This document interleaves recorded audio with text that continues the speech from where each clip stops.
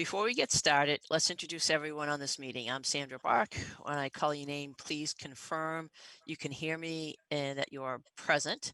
So I'm going to start with the commissioners. Helen? I am present and I hear you, Sandra. Alicia? I am present and I hear you. Patrick? Present, hear you. And John? Present, and I can hear you. And I'll go through our staff. Leah, our conservation agent. You're on mute.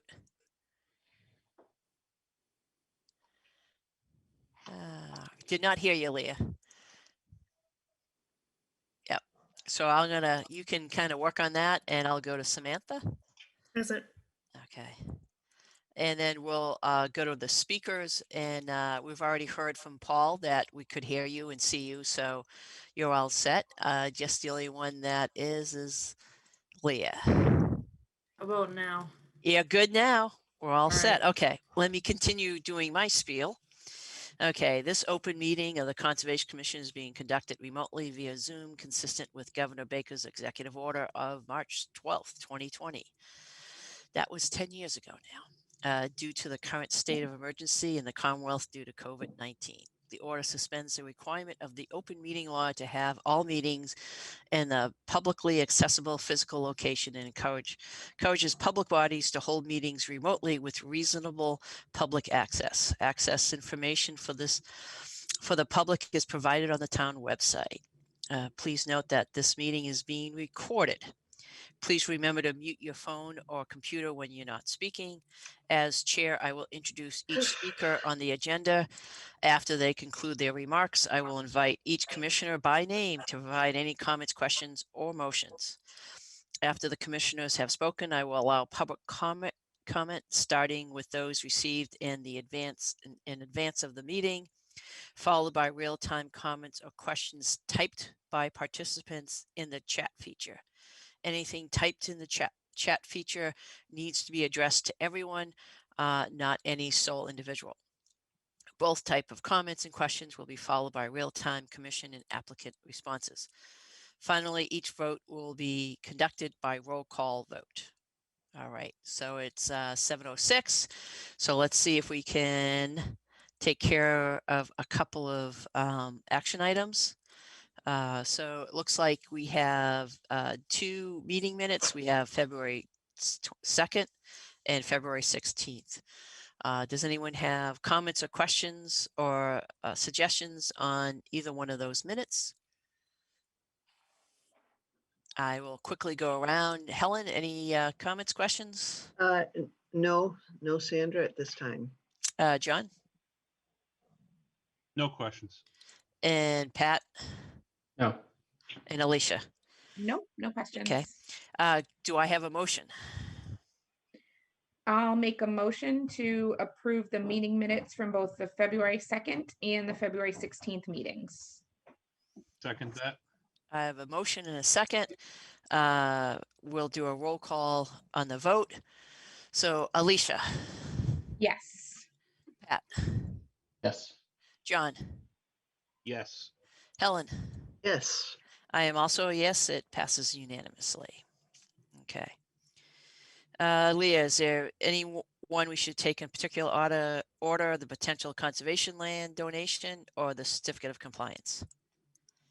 We can just keep going down the list. So if you want me to introduce the next one, we have a parcel of land at 4 Millennium Drive. I have Lisa here from WBDC. I will pull up that parcel on the map and she can speak to where that stands, and then I can add in some answers to some questions you guys might have.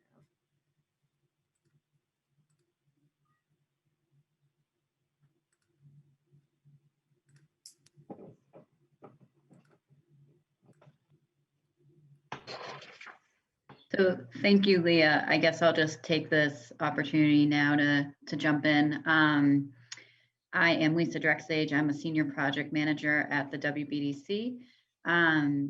We have owned 3 parcels of land now for the past over 30 years at this point. And And this parcel that Leah has highlighted here is 4 Millennium Drive. As you can see from the map, it is about 19 acres, but does include, a few pockets of wetlands. It's also been used or designed in our master plan as a drainage basin for the park and to support the development of some of the other parcels nearby. In addition to that, we also granted 8 Millennium Drive, which is right next to the parcel. I don't know what, right there. Yes, correct. We granted that now new property owner a small easement. I can't remember how much acreage it is, but it's essentially an additional drainage easement to support development of a building on his site. To my knowledge, it seems that the development of that site has since stalled, but I believe his intention is to build some kind of cannabis facility. His plans may have changed. I'm not quite sure at this time. The WBDC developed this park back in the 90s and the 2000s. And through the master plan process, we tried to investigate whether we could build anything on 4 Millennium Drive. And the only real option we could fit on this site, given all the constraints, was a small parking lot on the corner of Millennium Drive and Centennial Drive. That parking lot would include about 25 spaces, and obviously, given the location of it, would really only be useful to support the property owner across the way. I believe it, at the time, it was called IDEX. I'm not sure if the company name has changed since then. So the other main parcel we own in Centec Park is 5 Millennium Drive. Which is that square parcel just behind the MBTA commuter rail parking lot. The parcel is under agreement, and so we're still working with that potential buyer on, future development for that site. So the WBDC has worked with the town of Grafton and, former town officials for many years with the goal of trying to increase the tax base and increase the number of jobs for the town of Grafton. We're thrilled at the progress we made since 1994 when we originally bought the property from the Commonwealth of Massachusetts. Now we're kind of taking a look as we're potentially vacating most of our land at the park as to what to do about some of these parcels that, from our perspective, doesn't really meet our mission in terms of bringing development to cities and towns and adding to the jobs. So we thought, and perhaps the commissioners can give us feedback or ask any questions, that this would be a great opportunity to donate this approximately 19 acres to the town of Grafton for conservation, since, a lot of the existing features of the parcel would kind of lean towards that end use. So I'm happy to answer any questions. If there's a lot of technical questions, I may have to get back to you with sufficient answers. All right, thanks. Leah, could you just bring that map up for just a moment and zoom Yeah, out just a sure. little bit? You said zoom out. Yeah, just to see what's abutting it. Yeah, there we go. So, so what other properties, that larger property, what is that? Is that, I think that's the UPS thing that may Yeah, go that's in. Yep. right. Yeah. Okay, there's that. And then across the street, obviously, well, you have the railroad tracks, and then you have Route 30, and you have all the businesses along there. All I'm asking, I'm just trying to get the context of this site, because a Sure. lot of times when we're looking at open space, we want to see where lies, and is it abutting any other open space, and what kind of use would it be? I mean, there's value just to have open space, Mhm. so there's that, but it's also a lot of times we're looking at other parcels and so forth that either the town owns or is somehow in conservation land or something. It Mhm. just kind of gives us a little bit of context and so forth. So what I'll do is I'll go around to the rest of the commissioners and see if they have any questions about it. So let me do that real quick. So Alicia? Nope, I don't have any questions right now. Okay. John? Leah, could you pull the map back up again? I'm sorry. I just wanted Yeah, to. sorry I keep getting out of it. It's just easier for me to keep track of you guys if I can see you. Mhm. There you Hard to go. be tracked. What's planned south of our map, south of the map here, that's between the railroad tracks where the little hand is right there. Right here. Yeah. So, That's- as Lisa Sorry. was saying, someone came and got a permit for a marijuana dispensary. That was Oh, that's where that's going. maybe 2 years ago, and I haven't heard anything about them making progress. I'm not sure where that stands. Mhm. Okay, I wasn't sure if that was that spot or the one that's to the right of that. No, I don't have any questions then beyond that. Patrick? I don't think I have any questions at this point. Okay. Helen? I don't have any questions. I just thank you very much. I think it's wonderful to have 19 acres in it. If I'm reading this map correctly, and if I understand that area, the yellow with the blue lines through, that's all a massive marsh area, correct? Yes, that's Yeah. the wetlands. Yeah, that's, and that's great to protect that area. So thank you very Yeah. much. Yeah, that area is already protected under the state. So, yeah. Well, I mean, I actually, it's all a good protection. I actually know this area pretty well.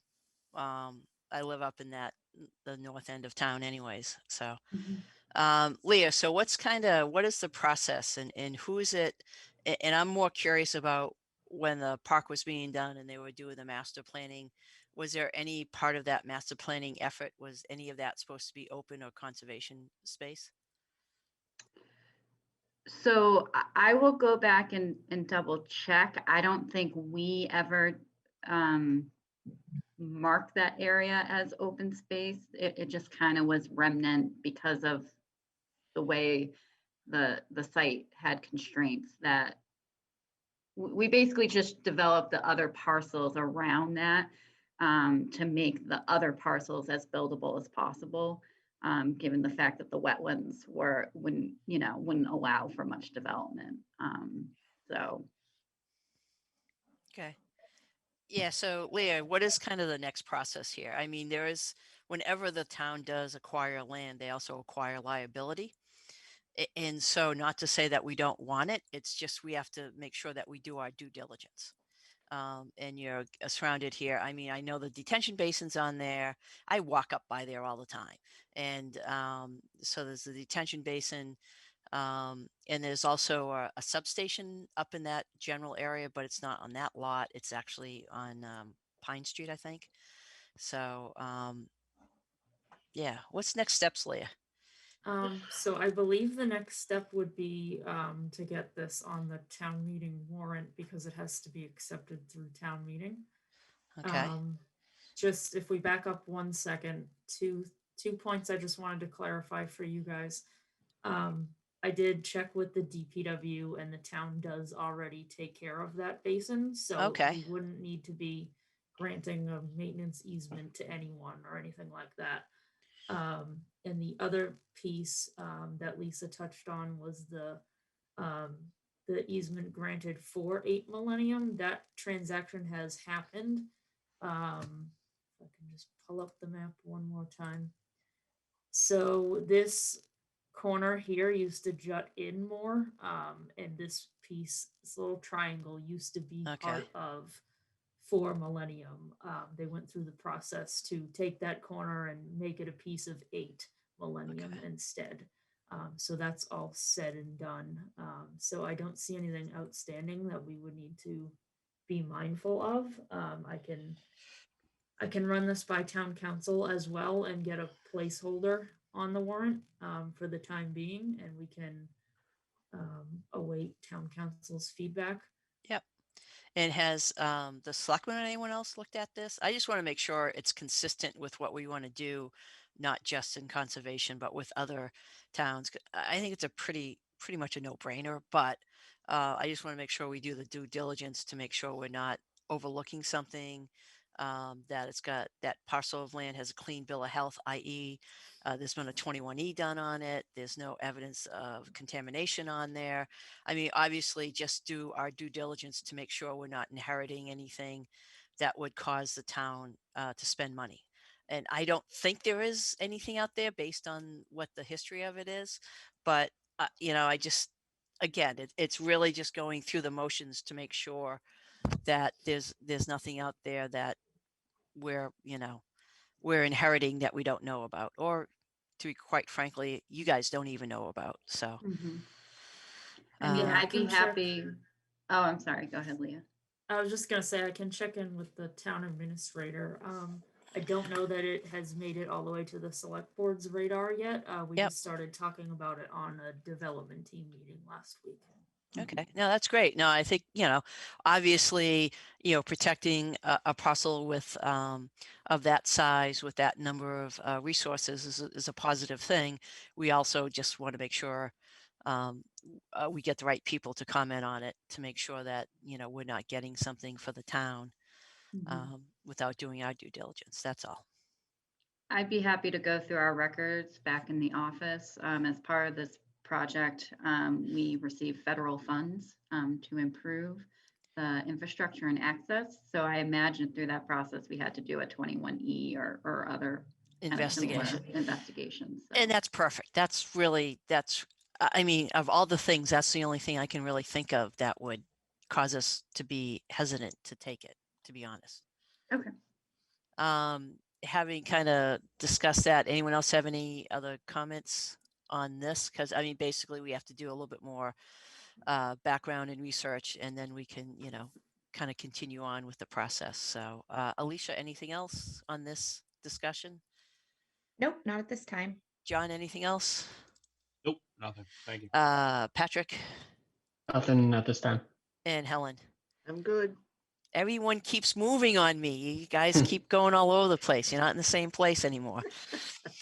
Okay, so no, I appreciate Lisa coming in and presenting this. Obviously, we'd like to take it to the next level, but we just need to do a little bit more research on the town side just to make sure. And anything that you happen to have in your records as far as investigation into the site would be greatly appreciated.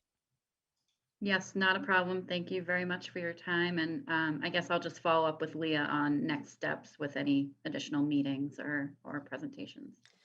Sounds great. Thank you. Thank you very much. Okey-doke. So, seeing that it's after 7:15.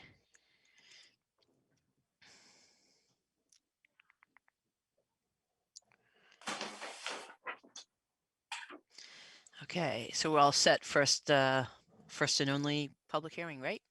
Yep. Okay, pursuant to the Massachusetts Wetlands Protection Act and the Grafton Wetlands Protection Bylaw, Conservation Commission will hold a public hearing to act upon a notice of intent and application for a Grafton Wetlands Protection Bylaw permit for the construction of an addition and in-law apartment at 7 Alana Drive in Grafton. And who's here to chat about that? Good evening. This is Norman Hill from Land Planning. I'm here tonight with Paul Schwassan. Paul, are you related to this family? Yeah. Father-in-law? So, yes, our son and his wife and grown children, they live in Grafton on 7 Alana Drive, and But Paul- single family. Paul, you're not going to be living here, are you? Isn't it his parents that are hoping to move in here? I'm sorry, say that again, Norman? You're not going to be living here, are you? It's going to be his parents, isn't it? No, it's me and my wife. Oh, okay. All right, I didn't realize Yeah. that. All right, Yeah, so, now that I've got that squared away, so Mr. and Mrs. D'Angelo own this property. It's on the corner of Elena Drive and Danielle Drive. There's an existing house there now, an existing swimming pool, and an existing lawn. Now, just as a quick overview, that they're looking to put an addition on, and this addition will provide a little additional space to the existing house, but it's gonna also provide living quarters for their in-laws. Be a one-bedroom addition. All of the work that's proposed would be in an area that is now lawn, so there's no trees to be cut as part of this work. We've proposed siltation controls along the back of the property because there's wetlands out back. The property is pretty flat on the corner, but as you get behind the existing house, it slopes down to a wetland out back. So I flagged that wetland, and we've surveyed the location of the wetland flags, and they're shown on the plan. Now, there's going to be a large deck. They'd like to put a large deck, which would be behind the addition, which would be behind the existing house and behind the addition. So that deck is part of this, and then there'll be a driveway into this addition off of Danielle Drive. Now, they've met with the Zoning Board of Appeals because this is a single-family zone, but they've been granted a special permit under our bylaws pertaining to in-law apartments. So that has been granted by the Zoning Board of Appeals. And we've done official perk and deep hole testing for the, we're going to put in a new septic system because the existing septic system would be too close to the proposed addition. So we've designed a septic design, and I believe that's been submitted to the Board of Health. Paul, has the Board of Health approved that septic design yet? No, Norman, I just submitted it within the last week. All right, all right. So there'll be no change to the grades in front of the house around the corner. The driveway comes in very flat. Garage in that end of the proposed addition. Now, there are a few things here that are going on within the 25-foot no disturb zone. If you look behind the swimming pool, you'll see a bunch of black dots where we're proposing to plant shrubs and install some riprap. There's a steep slope behind that swimming pool, and there's not a lot of erosion, but it's not stable. There is some erosion, and that ends up down by the wetlands. So they'd like to fix that by planting some shrubs and putting some riprap on that steep side of the slope. Also, I think when they installed this pool, I suspect they might have brought in dump trucks full of dirt and buried some trees in that slope. And so those trees have since died. And Paul, when were those trees taken down? There was a storm that came through that area. Let's see now. I'm going to say it was last fall sometime. Actually, this was the second incident like that. First one was a couple of years ago. There was a heavy windstorm. It blew down some pretty good sized trees both times on that are in that wetland sort of area. And So when I was there last fall, the trees were still laying there. There's trees still laying there? yes, they're still there. The logs are there because they were up against the house. In addition to falling on the pool fence, they fell on the house, on the back of the house as well. So they had to be taken off. Yeah. So as part of this notice of intent, would you like permission to remove those fallen trees, Paul, or you want to just cut them and leave them where they're lying? I think we'd just cut them and leave them where they're lying. If they're not doing any harm to any of the wetlands or anything like that, well, we could remove them as well. All right, we'll leave that open for discussion. Now, the other, where there's work going to be done within the 25-foot zone, on my plan, you can see the dash, you can see the heavy dash line, which represents the edge of wet. And then 25 feet up from that, you'll see a lighter dash line. That's a 25-foot no disturb zone. And so you'll see the area we're just talking about. There's some work proposed in that zone there to stabilize that slope. But also that deck, the deck is more than 25 feet away, but it's as close as 26 feet. And so there's some stairs coming down from that deck, only 26 feet away, but those will be on sonotubes, Paul, won't they? Correct. So there'll be no foundation under that deck other than the sonotubes, and which could be Correct. dug by hand. Well, so Paul, you're not planning on changing the grades near the siltation controls behind the addition, are you? I mean, yeah, well, I think at some point, I'm not exactly sure what the final grade will be, sort of at the foundation right under the deck. As the in-law addition meets the house addition. So there may be some slight change in the grades there, but only, I think, to be able to have some access to that area. Well, it's not too steep there right now, Paul. I would think you can leave it as is. I mean, the ground right now is at 336. Finished floor is going to be 344, 8 feet above. So your deck, you could probably walk under that deck and still have over 7 feet of clearance. Yep. So I would think you can leave all those grades. I don't show any change in grades on my Sure. plan in that area. So I'm sorry to have this discussion in front of the board, but I just thought it'd be a good way to air things out so we can all understand what's being proposed here. So the front yard, no change in the front yard other than the new walkway to the addition and the installation of the septic system. I wanted to mention that this property where this addition is proposed is in an aquifer protection zone. And a septic system is also proposed in that zone. And so we've designed the septic with a fast system because this is a nitrogen sensitive area. So we want to reduce the nitrogen going to the septic system. So we're doing that with the fast system.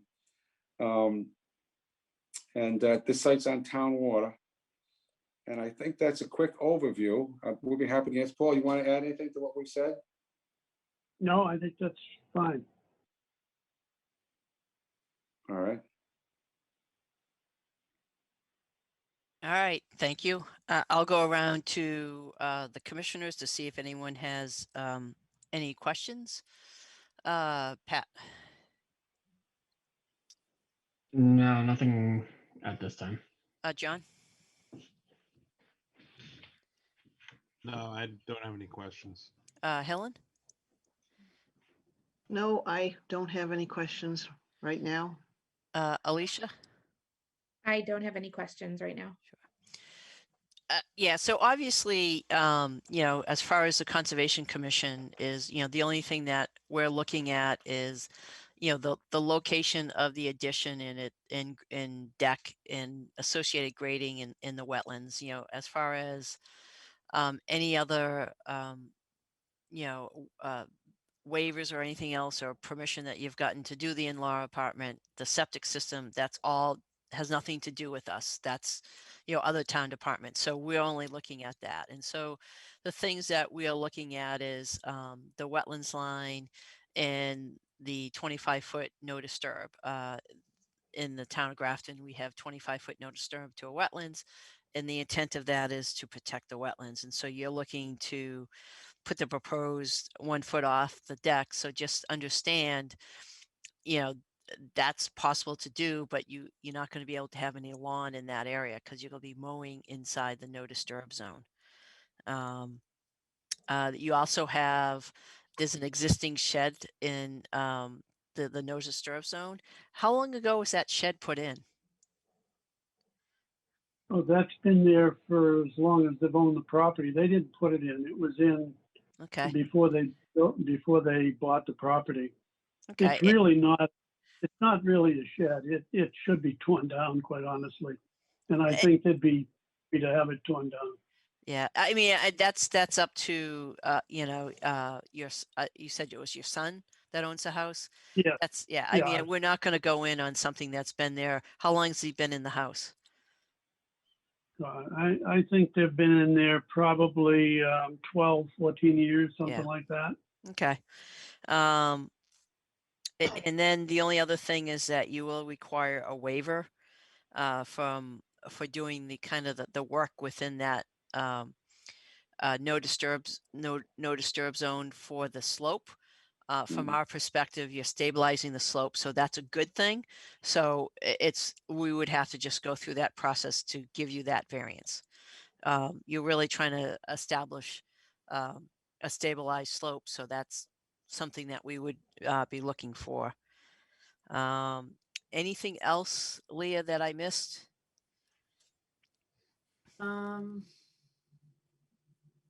Well, first of all, they don't have their DEP number yet, so we Okay. can't close this out tonight. right. My other note was just for the commission to determine how you want to regulate the no disturb going forward, if you want signs or a barrier or both, or how you want to handle that. So I think, we should look at, I'm just looking at this plan. I think,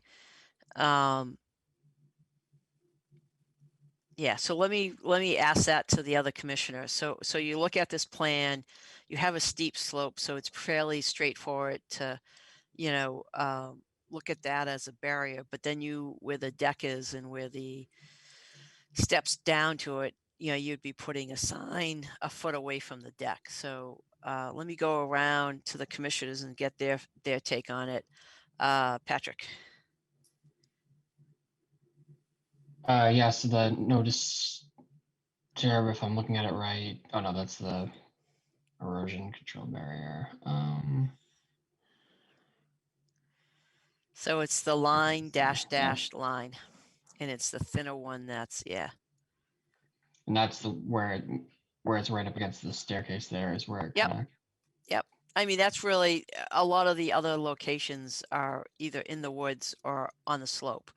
It Yeah. is that area right behind the deck that we're looking at here.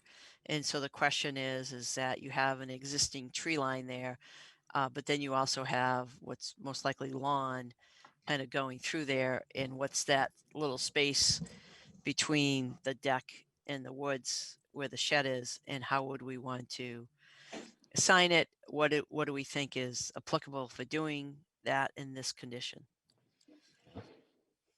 That area is currently lawn. Yeah, I didn't point out that squiggle, that squiggle, that's the existing tree line. Yep. Yeah. So it's currently lawn right down to that tree line, right down to that shed is all lawn right now. Yeah. So that's kind of the question is, do we put the signs on the edge of the wooded area at the edge of the lawns, even though it's within the 25-foot disturb zone, because it's been lawn and it has been lawn for a long time? So that's kind of the basic question. And so I'm just looking for folks to kind of respond to that. So. Yeah, I mean, yeah, go ahead. So aside from signs, is there anything that we could do to keep it from creeping more and more lawn as time goes on, especially with the addition of the deck, and they're going to lose some lawn space with this addition? So, I mean, I've just seen before, every time you mow, the lawn creeps a little bit bigger, and eventually that, the tree line recedes. I know signage is typically what we do. It just seems like they're taking away a lot of their current lawn. So there is the potential for kind of creeping some more lawn into that no disturb area. So an alternative would be to put a barrier there. And what I mean by a barrier is that something you'd put the signs, but it could be a split rail fence. It could be, boulders or anything else to deter mowing further in. So, Right. So the first thing that what you're talking about is maintain the existing tree line is what the goal of. Right. Okay. So that's kind of the first thing that, to Leah's question, that's the first thing. Yeah. We can say wherever the lawn is now, it's been there for a long time, keep that lawn and just mark it so that you don't go beyond what's there now. You don't go further into the 25-foot. So I'll check with John. Is that kind of what your sense is of what we should be doing? Yeah, I agree with what Alicia just said in that thought process, because if that no disturbs right up against that deck, that's naturally going to form a walking path if, kids are going around the backside of the house or something like that. So you're going to potentially push that, you know, further back. So a physical barrier might be better than just signage. Also, just some awareness. I'm assuming that if you're mowing the lawn, you can't just dump the clippings and the lawn No. debris and whatever in the woods there, right? Is that part of the rules and regs with that 25-foot?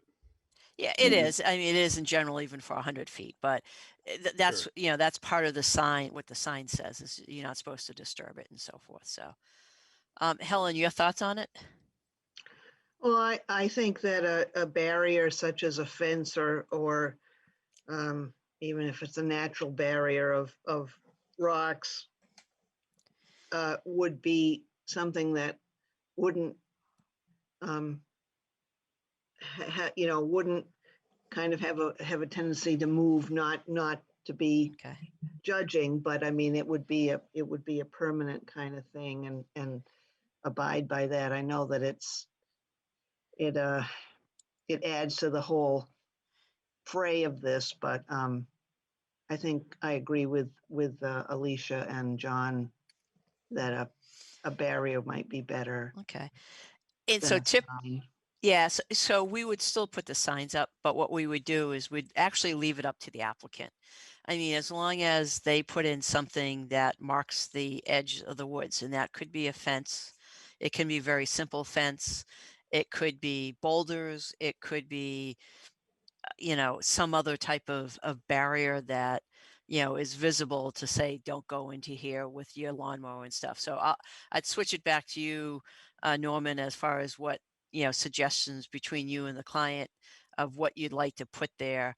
You know, obviously they'll want to get into the shed. So you're starting at the corner of the shed and you're going along the, you know, the wooded line Mhm.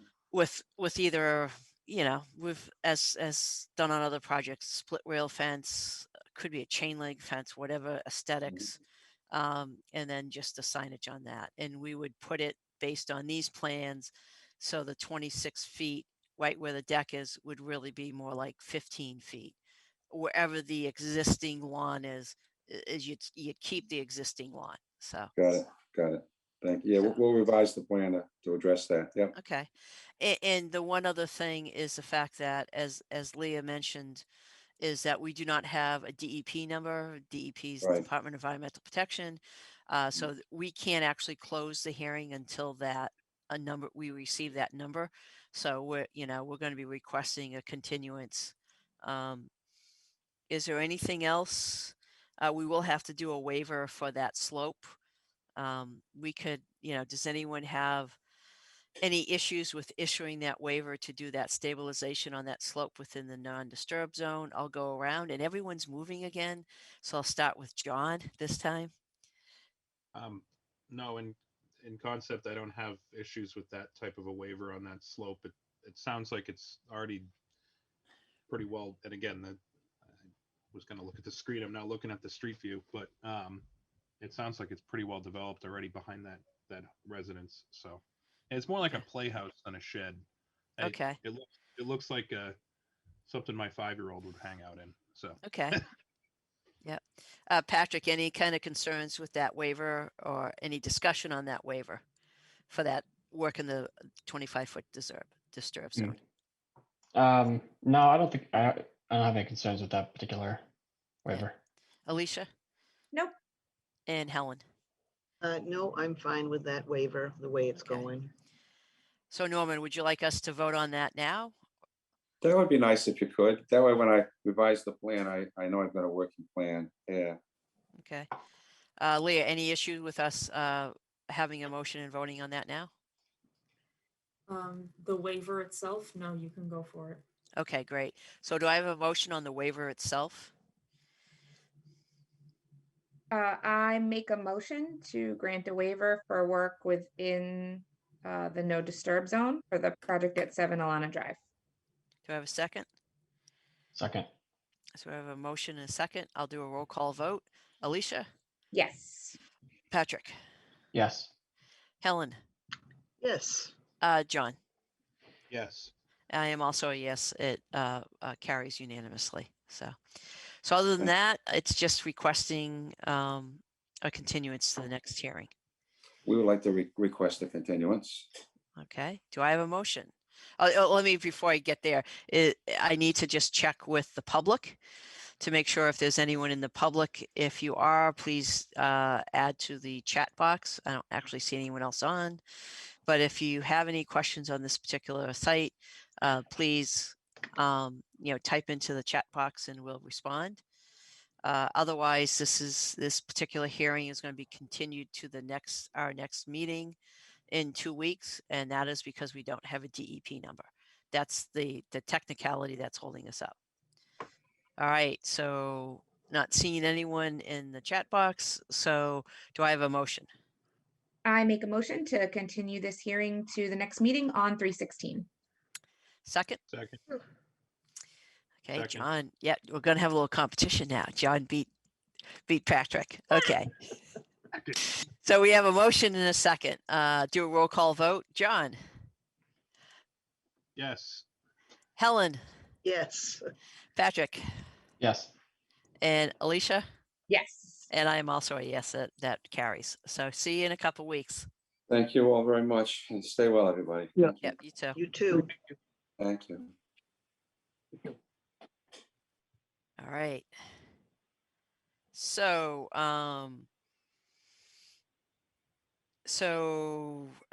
Leah, so as far as the certificate of compliance, you haven't seen the signage yet, so that's take no action. That's for 157 Pleasant. Correct. And the certificate of compliance, a reissue for 124 North Street. Yeah, this is another instance where the original was lost and not recorded. So Okay, the vote was already taken in the past and it was issued. They just need new original signatures. okay. Should we make a motion to do that, or is? Yeah, that would be great. Okay, so do I have a motion on the reissuance of 124 North Street? I make a motion to reissue the certificate of compliance for 124 North Street. Second. I'll second it. We have a motion and a second. Do a roll call. Patrick, Yes. Alicia, Yes. John, Yes. Helen. Yes. I am also a yes, carries unanimously. Okay. One other thing that's not on the agenda that during CPC meeting last week,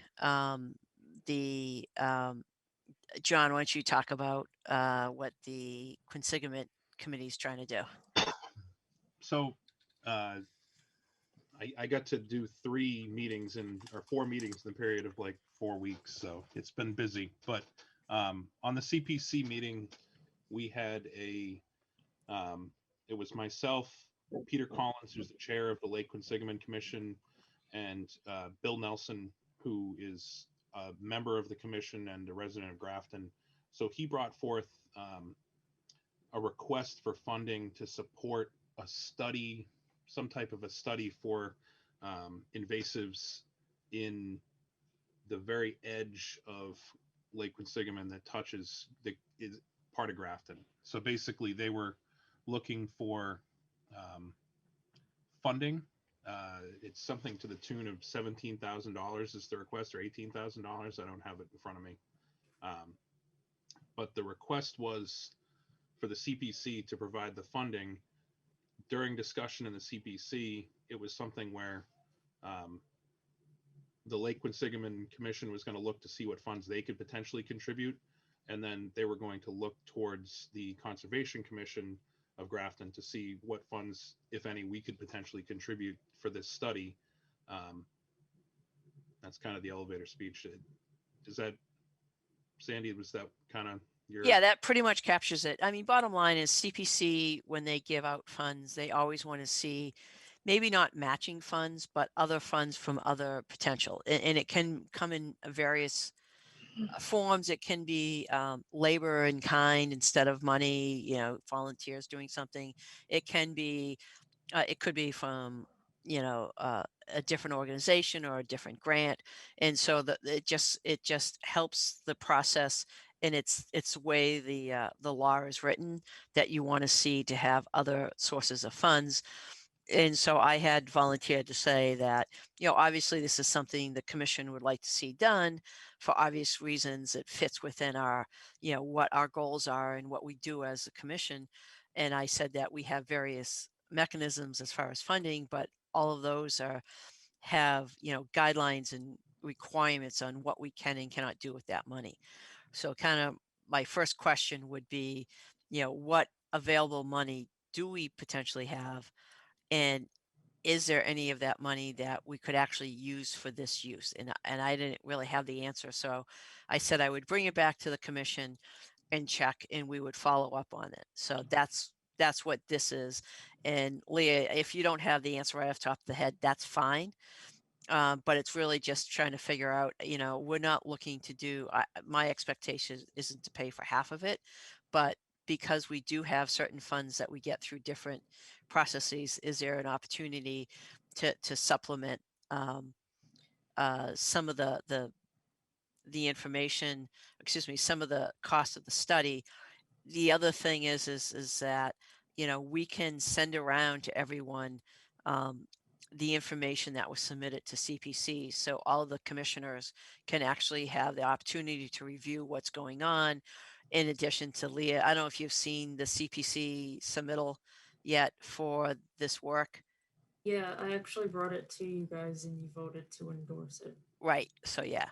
So then it would be, is it in line with any of our funding mechanisms?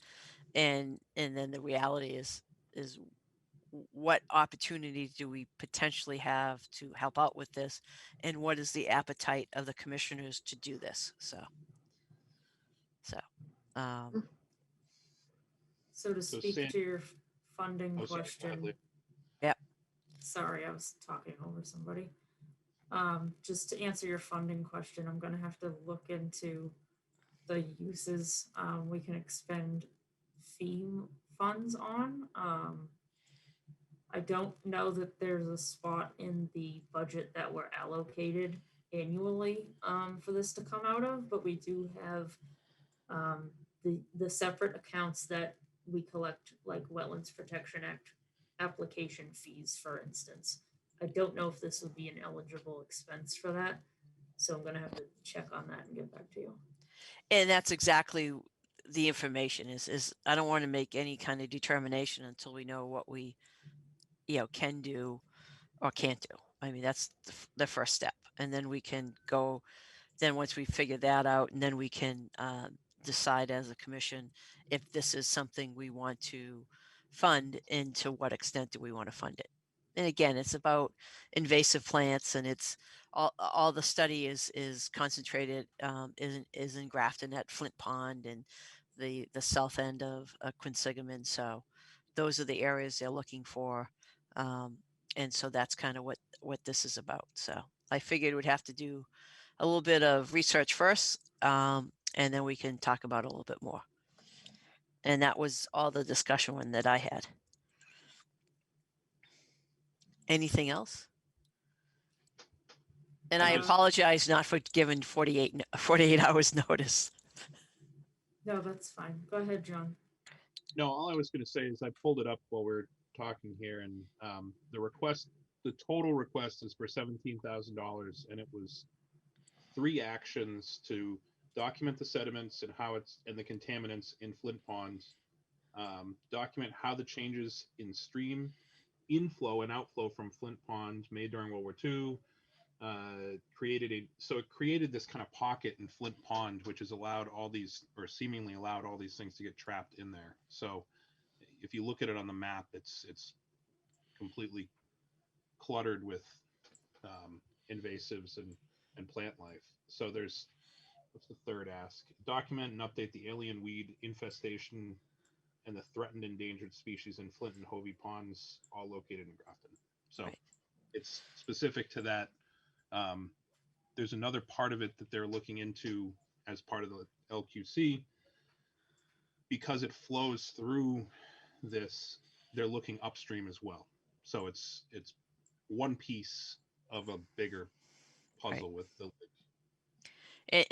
and John, just make sure I'm correct on this, is they need to do the study to get other monies to do and get it permanent to do this. So there's a couple steps here, and this is just the first part, and it's one thing they have to do before they move on to the next step. Yeah. So, all right. I don't know if anyone else has any comments or questions on it. We can kind of look at the next step and discuss it at the next meeting. So, anything else, Leah? Yeah, so we do need to continue our hearing on the stormwater bylaw and regulations revisions. Okay. So if you want to go ahead and read the ad to open that up, and then we will sort of shift gears a little bit. We have one attendee who's waiting for a subtopic within that hearing. Okay. All right. So pursuant to the Grafton Stormwater Management Bylaw, the Grafton Conservation Commission will hold a public hearing on Tuesday, March 2nd via Zoom to discuss revisions to the Grafton Stormwater Management Bylaw and regulation. And the revisions are available for public inspection by contacting the Conservation Commission. There we go. Okay, thank you. So I will pull it up for you guys in a second on the screen. But if you remember from the discussion that we opened up at the last meeting for revisions to the stormwater bylaw and regulations, one of the topics we discussed was potentially adding a ban on coal tar based asphalt sealers, so the product that people reseal their driveway with. When we talked about this last time, I had explained to the commission that I had gone through the bylaw and the regulations and didn't find a spot to tuck this into, with the main reason being that the entire structure of the stormwater bylaw and regs is based around what needs a permit under that bylaw and regulations. It's not so much an all-encompassing bylaw speaking to the stormwater all across the town.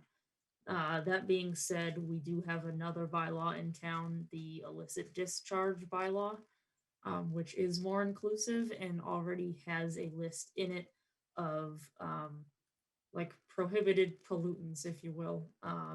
For example, like pet waste.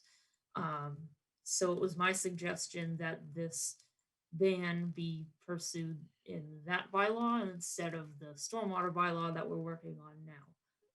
Samantha has relayed that information to the resident who first brought this to our attention. And he is wondering if the commission would want to, I believe his ask is if we would want to like co-sponsor that effort or co-sign a letter of recommendation. The reason being that bylaw falls to the select board. So it's not the kind of thing that we can just, Correct. pull Okay. it in here and start editing language. I can allow that attendee to speak if you guys are open to that, if he would like to speak. Just trying to pull that up without blocking things from you guys. So 1 second.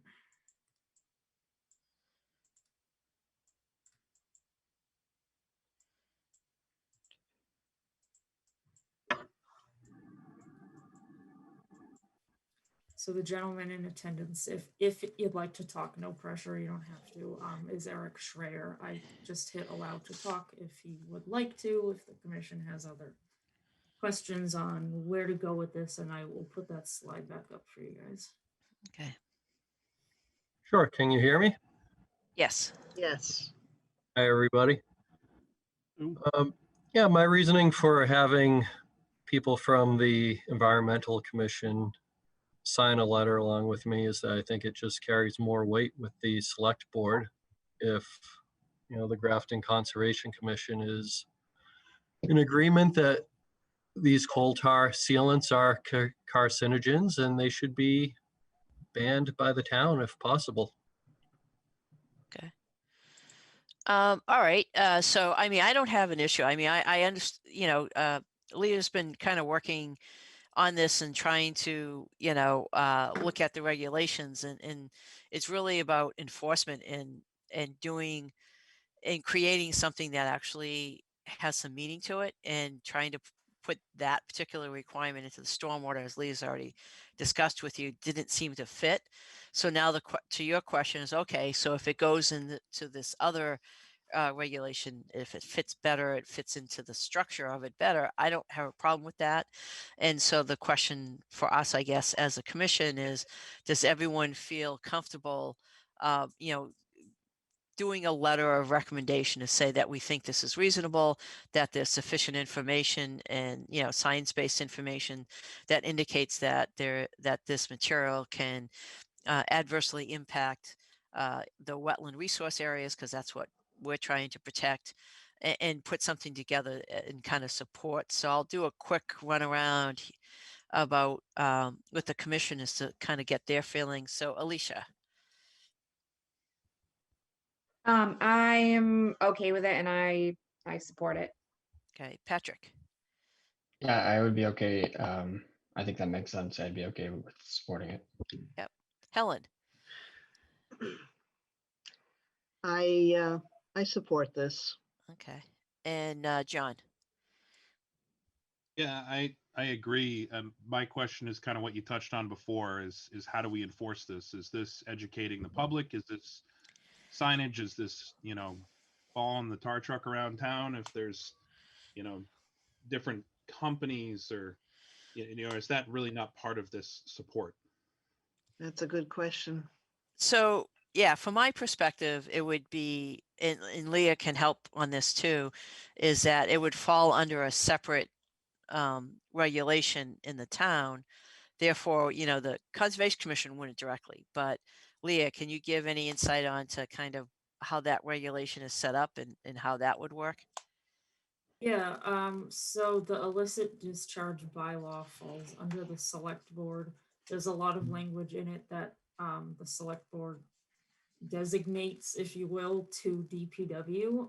So it's under the select board, but sort of like seen through the DPW. I did talk to the DPW director about, how would this actually play out if the language gets into this bylaw.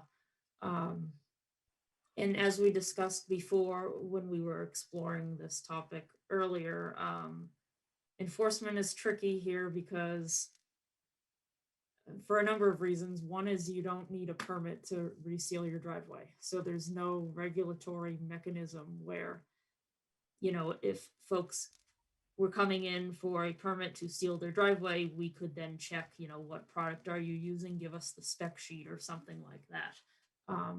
Or, I say we, but whoever the permitting agency would be, but there isn't one. Anyone can go to a hardware store and pick up a bucket of this material and start doing it on a Saturday.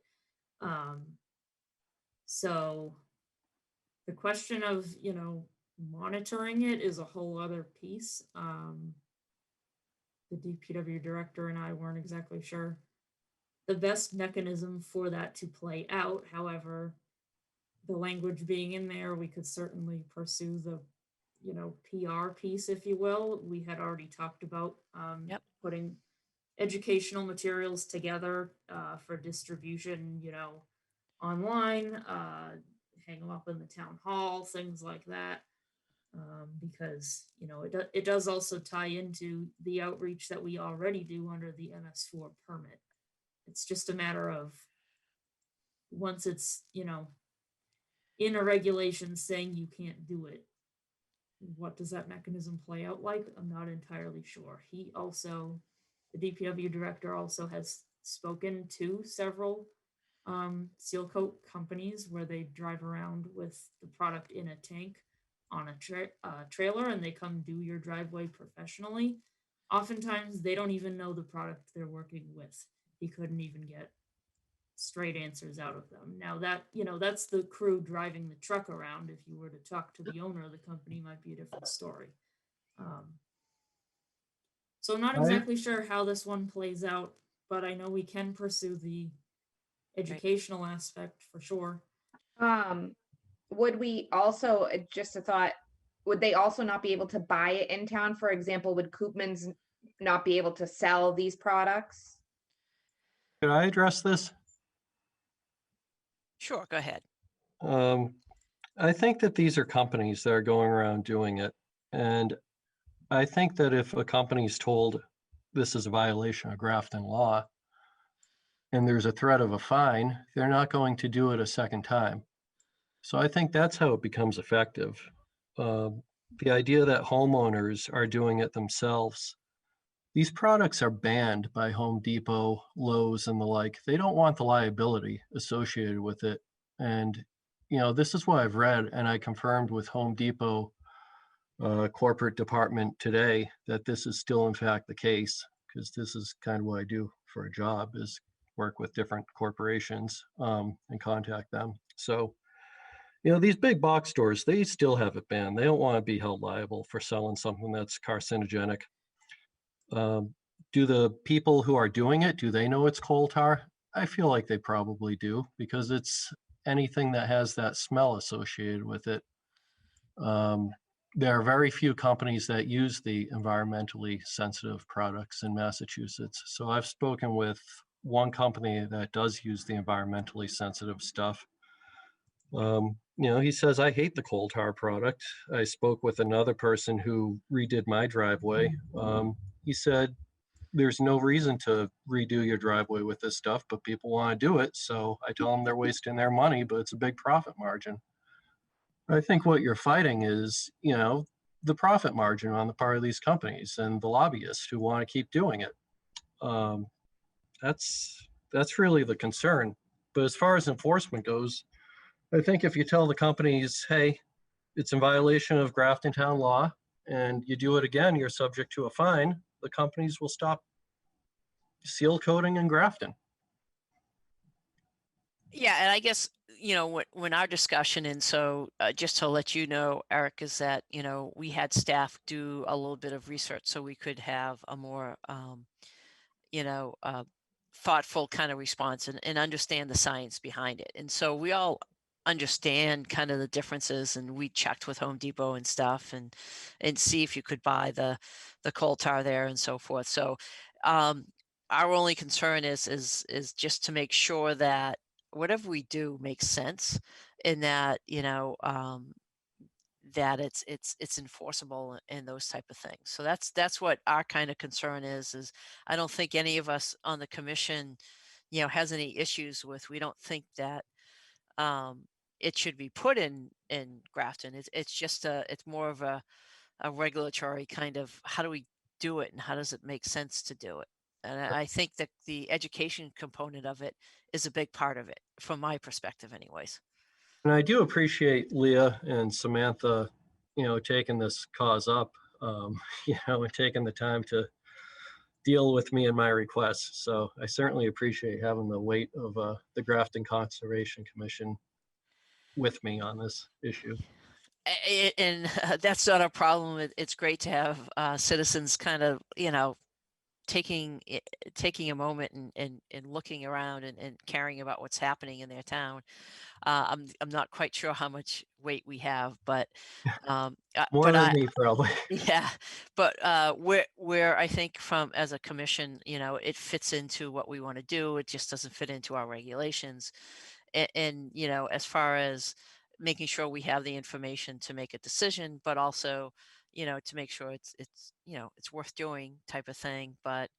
Um, but yeah, I mean, I think we can, you know, take a quick poll of the folks here, and then what we would probably do if we wanted to go ahead and you know, do a supporting letter, we'd ask Leah to write something up and have us review it so that we make sure everyone's comfortable with, would be kind of the process. So I'll go around pretty quickly with folks and let me know what you think about that process.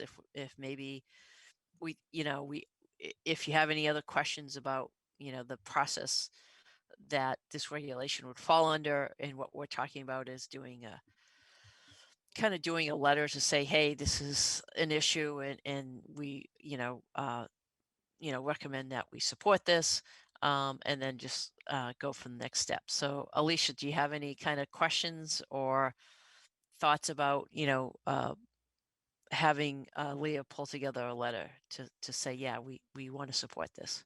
Nope, I'm okay with it. I support it. Okay. John? Same, I support us supporting it as a group, yeah. Yep. Patrick. I also support us supporting it. Yep. And Helen? I as well. I think that the homeowner isn't always educated. I mean, they want to make their driveway nice and look good, and so education is everything. And however we pursue this, I think it's very important. So I'm on board. Okay, great. And I am also the same note. So Leah, could you pull something together just so that, you know, it's a basically a letter from the commission, and it would just be signed by everyone to say that we support this, and we're not going to, and I know as far as, you know, it's not going to end up falling underneath our regulations, but we can certainly express our support of it though. Okay, I have a couple follow-up just points. One is, if we're talking about a letter of support, to me that implies that there's something, you know, that we're throwing our support behind. This is not an initiative that I am to go to the select board and ask for. We would just be supporting Yes. Eric asking for it. Yes. Yep. Okay. Second of all, you touched on it a minute ago, but I think that I'll make the letter, you know, focused on the science and the way it relates back to what we have jurisdiction over. How it plays out in terms of enforcement, fines, things like that is going to be up to DPW select board, you know, if it were to come into play. So they'd certainly be reaching out to DPW and getting those thoughts as the process goes on. Yep. So that isn't really for us to decide anyway. The other piece I just wanted to ask is sort of just a procedural piece, and that is, since we pulled this topic out of the stormwater bylaw revisions, Yep. is the commission okay continuing the pursuit of this letter of support outside of the hearing on our revisions? The reason I ask is because we're really against the clock getting those revisions wrapped up, and I was hoping to close that hearing tonight.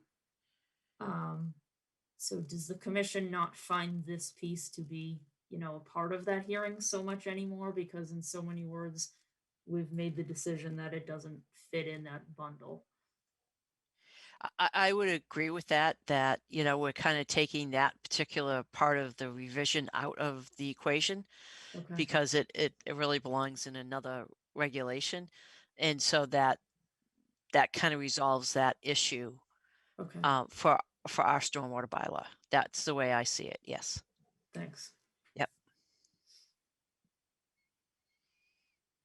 Okay, so I can draft that for the next meeting, and we can also still work on the outreach materials, because like I said, we do outreach for MS4 already. So that's not a problem. We can pursue that outreach regardless of whether or not there's an actual ban. We can just make it an educational FYI. And then if a ban is to come into play, we can tie that language in later. Okay, that sounds good. Eric, thank you very much for, you know, taking taking an interest in this and appreciate it. I wish more folks would do things like this, so that's great. Thank you. Anything else, Leah? Thank you for Yeah. taking time. Okay. I do have a few slides to go through with you guys to try to tie the bow on the box of our regulation revision Certainly. project here. Yep. So let me just get to the right slide. Okay. Excuse me. So we started the topic last time of our revisions. We went through all the slides last time, and since the last meeting, I sent the drafted revisions to VHB, who we work with for other MS4 compliance components, and also to Jeff Walsh at Graves Engineering, just to make sure we didn't put anything in there that ended up conflicting with anything else or, you know, made things complicated from the engineering perspective. So the slides I have for you guys tonight are just a few minor tweaks that have resulted from those two peer review processes. Okay. So the slides are going to be numbered out of order because I just took the chunk that have changes since last time is what I'm showing you now. So that's why the numbers are going to skip around a little bit. Okay. Okay, the first one was in the bylaw. This is a required revision where we need to specify that not only disturbance over an acre needs a stormwater permit, but also anything that is a smaller project within a larger encompassing plan of development. So this was just a little tweak on that language. Instead of saying something that's part of a larger common plan of development that will disturb greater than these thresholds, the suggestion was to have it read a larger common plan of development that would meet or exceed these thresholds. So just a language change there. I don't see anything wrong with that. Yeah. It's fine. Okay. This one is in the regulations, another required revision. This is setting up standards for TSS removal and also total phosphorus removal. This one, so if you look down in 4B, talks about needing to retain the first inch or 0.8 of an inch of stormwater on your site. So the addition of the language in blue clarifies that what we mean by retaining it is you infiltrate it on site or reuse it or it's evaporating somehow. So that just Okay. clarifies the mechanism for folks. All right. That's fine. Yeah. I don't know how you evaporate it, but that's okay. Yeah, I had that same comment. Just They're going just- off of the guidance that's out there. Yeah, no, they're trying to, all three of them are very big buckets. I mean, you can make you can make arguments. They're buckets on that cover a lot of different things. So reuse is a very broad topic. Infiltration is very broad. So that's fine. I have no issue with that. Okay.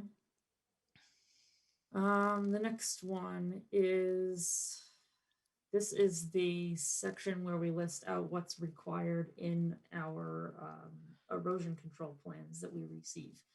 So what changed from last time is at the bottom left in blue, a suggestion of changing the word litter to trash, because hopefully they catch the trash before it becomes litter. And the other change would be just a clarification on the language of the stabilization practices that folks lay out on these plans. So the suggested language is for them to show locations where stabilization practices are expected to occur in order to render a project complete or to render a part or all of a project temporarily stabilized when operations have temporarily ceased. Okay. I don't have a problem with that. If anyone else does, please speak up. Yeah, and we can do a poll of everybody after I get through them all if you want. There's only a couple more. This one was the result of our conversation last time. We talked about, I had in here to reference the 2008 Stormwater Handbook. Sandy, it was your recommendation that Yep. we just say the latest edition so we don't have to come back and update it later. Right. This one is the definition of redevelopment.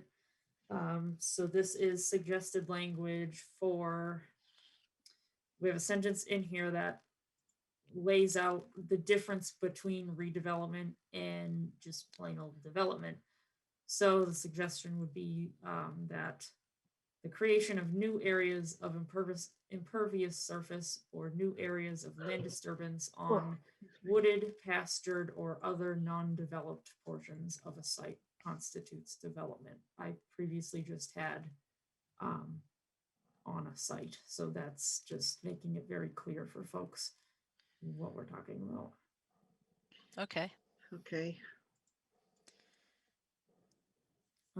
This one is the section of exemptions that are in the bylaw.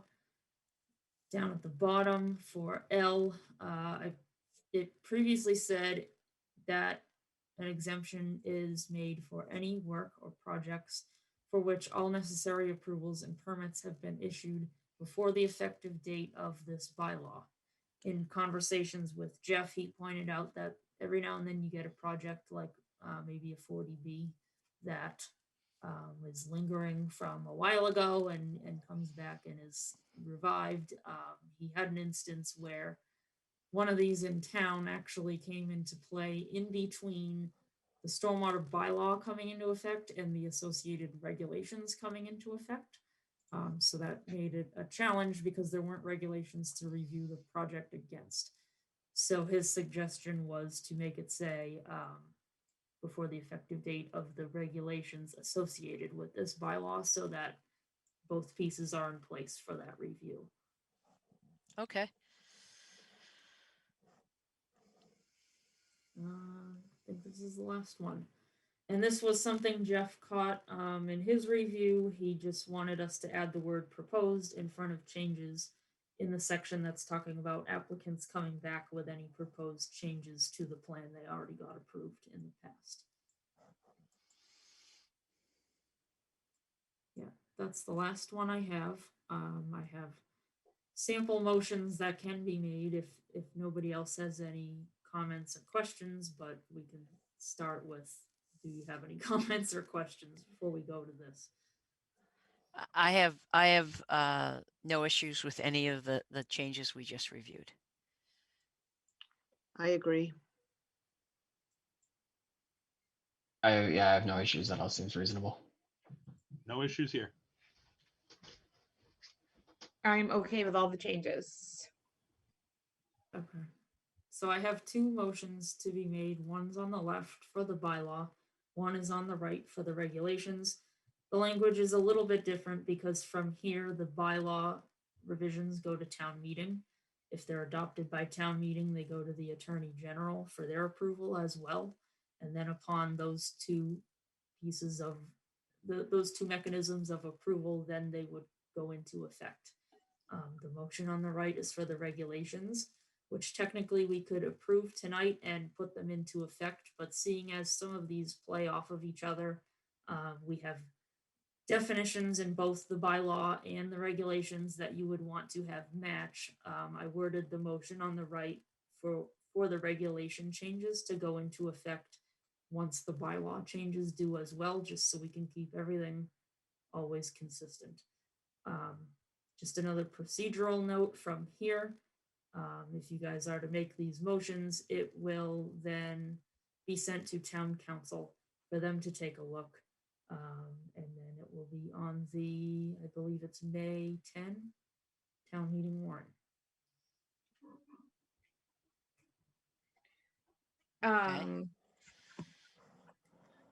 I will make a motion to approve the proposed revisions as presented to the Grafton Stormwater Management Bylaw for submission to the spring town meeting and adopt them upon town meeting and Attorney General approval. Do I have a second? I'll second. I have a motion and a second. We'll do a roll call. Helen, I have horse hair in my mouth. Yes. Yes. John, Yes. Patrick, Yes. Alicia. Yes. I am also yes. Motion carries. Okay, now I will make a motion to approve the proposed revisions as presented to the Grafton Stormwater Management Bylaw regulations and adopt them upon town meeting and Attorney General approval of the associated bylaw revisions. Do I have a second?